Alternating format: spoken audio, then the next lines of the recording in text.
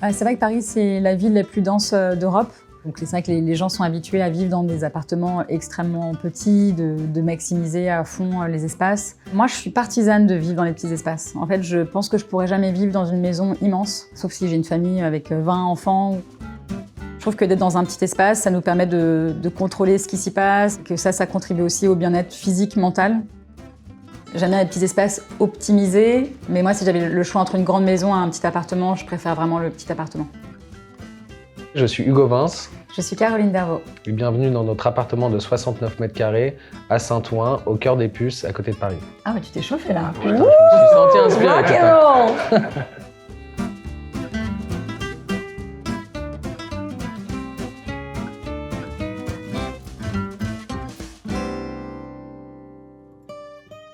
Avec Hugo, on se connaît donc depuis 21 ans, on était meilleurs amis, on est tombés amoureux il y a 5 ans. Et tout naturellement, quand on s'est mis ensemble en couple, on a commencé à collaborer ensemble. J'ai décidé de devenir architecte, ça s'est fait assez naturellement. J'ai toujours aimé tout ce qui était un peu créatif. Et du coup, assez naturellement, je suis dirigé vers l'architecture d'intérieur. Moi, je suis artiste peintre et muraliste, c'est-à-dire que j'ai une pratique qui est scindée en deux, à la fois de la peinture sur toile et à la fois des fresques monumentales dans l'espace public. En fait, on a des amis qui habitaient dans cet appartement. On est venu dîner un soir, ils nous ont dit qu'ils vendaient l'appartement et ça s'est fait assez rapidement. On n'avait qu'un garçon à l'époque quand on a acheté cet appartement. Quand on a su qu'on allait avoir du coup des jumelles, on s'est tout de suite dit on va changer d'appartement. On s'est dit que ça va être trop petit avec 2 chambres. Et très rapidement, on s'est dit qu'on était vraiment bien dans cet appartement. Étant une famille d'abord de 3, puis ensuite de 5 personnes, c'est sûr qu'on a dû optimiser chaque espace, de le rendre à la fois beau mais aussi fonctionnel. Ce qu'on voulait vraiment de base, et c'est pour ça qu'on a tout peint en blanc, c'était vraiment d'avoir comme une toile, comme dans le travail de Caroline, où on arrive et puis on vient mettre de la couleur. On voulait vraiment que ce soit un lieu très vivant qui inspire aussi les gens. C'était vraiment important pour nous de travailler notre intérieur, qui soit esthétique, qui nous ressemble et qui soit vraiment pratique, où une famille peut vivre de façon tout à fait normale.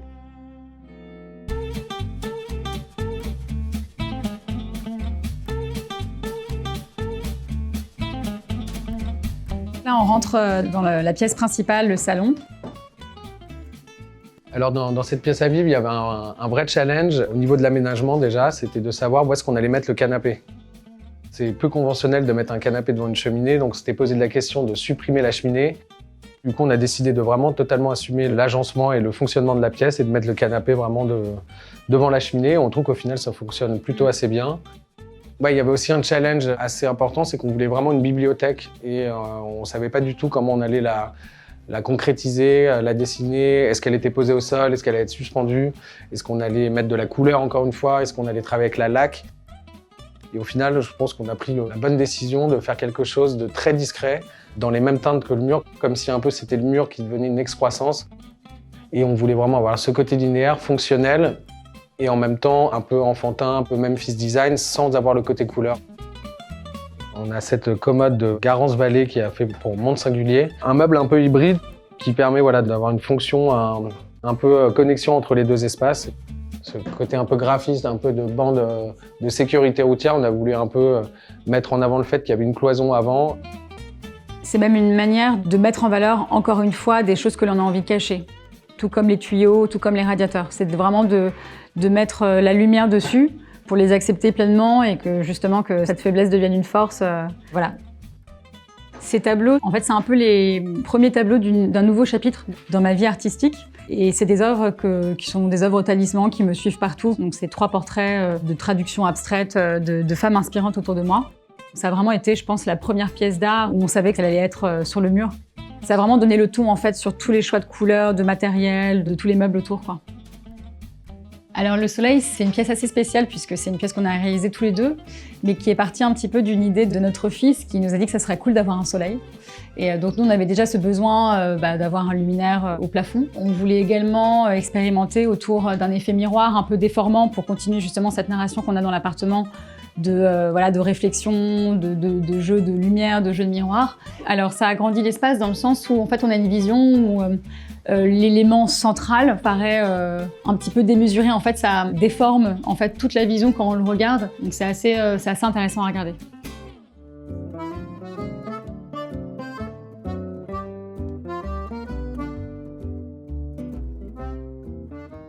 Le plus gros challenge dans cette pièce, je crois que c'était vraiment d'arriver à créer une cuisine fonctionnelle sans avoir le côté vraiment intrusif sur la partie pièce de vie. Ce qui était vraiment le plus compliqué, c'était de savoir où est-ce qu'on allait mettre le frigo. On a vraiment creusé dans ce mur. Il y avait une entrée, mais on a un peu agrandi pour pouvoir faire entrer le frigo et on a mangé dans la partie dressing de l'autre côté. Et on a un petit peu agrandi pour pouvoir aussi avoir une petite partie un peu technique avec des petits rangements assez simples sur le côté. Donc c'est un peu une pièce qui reste assez simple mais fonctionnelle et on est très fiers de notre frigo. Assez rapidement, on a décidé de faire cet énorme mur de miroir pour vraiment donner une grande profondeur et en même temps garder le côté un peu pratique, très léger et qui sorte comme ça du miroir, qui apporte un côté esthétique et aussi un côté pratique. On voulait vraiment ces étagères pour pouvoir mettre d'autres objets d'art, de mettre quelques livres, surtout des plantes, des fleurs. On s'est dit que cette cuisine, elle continuait cet espace de galerie en fait. Et le soir, on voulait vraiment que ces étagères-là ne soient pas seulement des étagères, mais que ça devienne aussi un luminaire. Du coup, on a intégré des LED pour vraiment que le mobilier devienne aussi un éclairage et que ce soit pas seulement un meuble fonctionnel, mais un meuble esthétique et qui apporte aussi une chaleur à l'intérieur.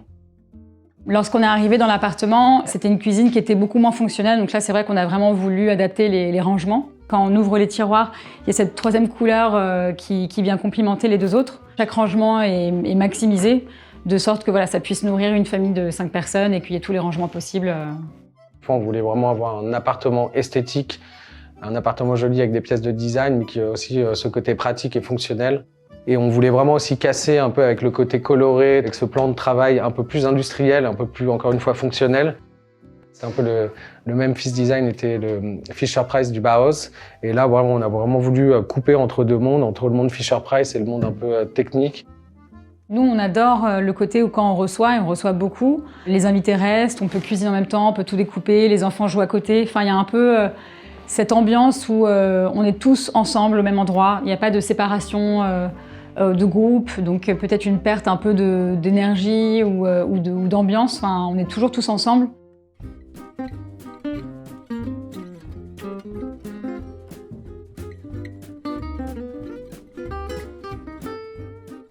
Alors nous sommes maintenant dans la chambre à coucher, la chambre parentale. C'est une pièce assez unique parce que c'est la seule qui a 2 portes, qui permet vraiment cette circulation d'énergie, de mouvement.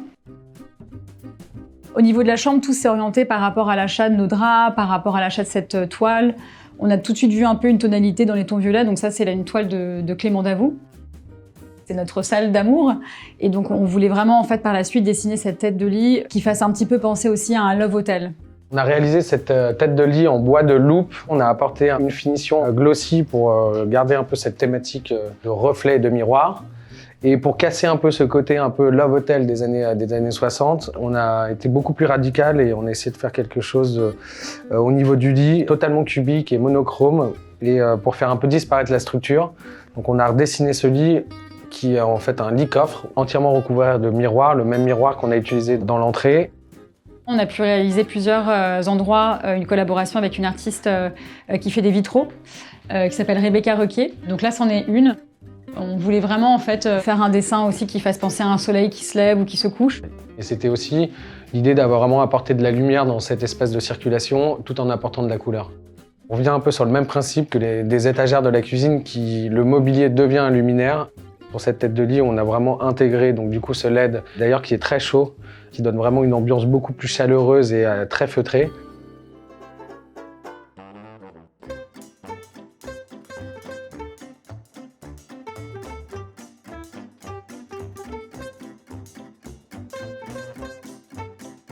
Alors nous voici dans la chambre des enfants. C'est une chambre qui tout naturellement s'est décorée d'objets qu'on avait chinés au puce et puis d'éléments qui étaient présents auparavant dans mon studio, par exemple comme ces étagères que j'avais un peu customisées. On avait aussi la problématique de trouver une table à langer. Hugo l'a dessinée, un ami l'a réalisée, puis moi ensuite je l'ai peinte. Donc c'est vrai que ça donne un peu cette tonalité aussi assez colorée, et assez joyeuse et playful. Mais là, d'avoir transformé cette table à langer avec toute la partie technique un peu sur le dessus qui devient en même temps un coffre de jeu et on arrive à prendre tous les jouets dès qu'il y a du monde et tout mettre là-dessous. C'est pour ça que au niveau du sol, on n'a pas voulu mettre d'étagères pour pouvoir glisser très rapidement tous les jouets à l'intérieur et qu'on ait un espace un peu plus esthétique et pas un bordel de jeux partout. On voulait vraiment que la chambre des enfants, elle continue sur cette stimulation de la couleur, des formes, avec un paysage visuel joyeux. On l'a décoré de choses aussi assez surprenantes, comme cette lumière où voilà, on peut faire... le soir, on peut mettre la lumière et puis faire un petit peu en mode disco. On a aussi voulu mettre un espalier pour que les enfants puissent aussi jouer un petit peu dessus, qu'on a repeint. Se casser un bras. Voilà. Lorsqu'on a eu l'annonce qu'on attendait des jumelles, on a dû faire avec ce qu'on a et avec cette chambre-là. On a mis nos filles dans un coin, notre fils dans l'autre. On a voulu aussi voilà, avoir cette zone un peu modulable, qui est à la fois une zone pour dormir, pour accueillir des amis, mais également une zone de jeu. Voilà, on voulait vraiment que tout soit très fonctionnel. Le reste, ça va vraiment être de la décoration pour stimuler leur imagination. On sent qu'ils profitent vraiment de tout le reste de l'appartement pour en faire leur terrain de jeu. Et c'était vraiment notre souhait premier. C'était que cet appartement, ce soit notre terrain de jeu à tous les deux, mais également pour les enfants qui puissent vraiment pousser en fait, la chambre au-delà des murs et que leurs jouets colorés, au final, puissent aussi se marier gracieusement avec le reste de l'appartement, puisque voilà, on est dans des tonalités à chaque fois qui sont très vives.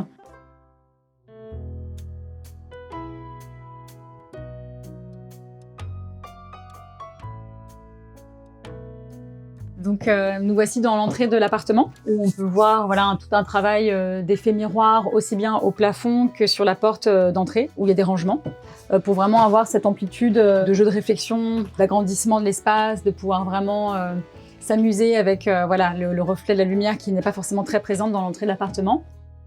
Après, on a voilà, encore une fois des pièces qu'on a chinées un petit peu.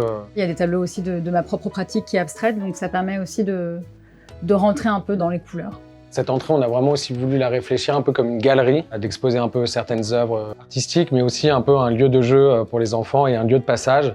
C'est pour ça qu'on a décidé aussi de mettre un peu une partie des jouets des enfants à l'intérieur de ce couloir pour que ça vive et que ce soit pas juste un lieu de passage et un endroit mort. Donc ça fait vraiment partie de l'optimisation justement des petits espaces.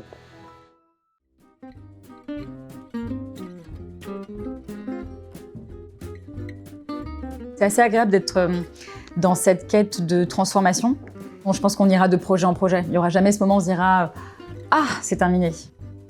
Moi, je suis un éternel insatisfait. Enfin, j'ai toujours envie d'aller un petit peu plus loin. Et en tout cas, je considère vraiment, en tout cas, l'intérieur comme le nôtre, l'histoire et la décoration d'une famille, d'un appartement, c'est jamais vraiment fini. Je trouve que c'est ça qui est intéressant et assez excitant. C'est que tout peut encore changer. Enfin, ça change vraiment en fonction des périodes de l'année, des moments de vie. Donc, c'est jamais vraiment terminé. Moi, je pense que d'être confiné dans des petits espaces, ça nous permet aussi de déployer de liberté dans notre tête et d'essayer justement d'être plein de ressources et de faire des choses, d'agrandir en quelque part.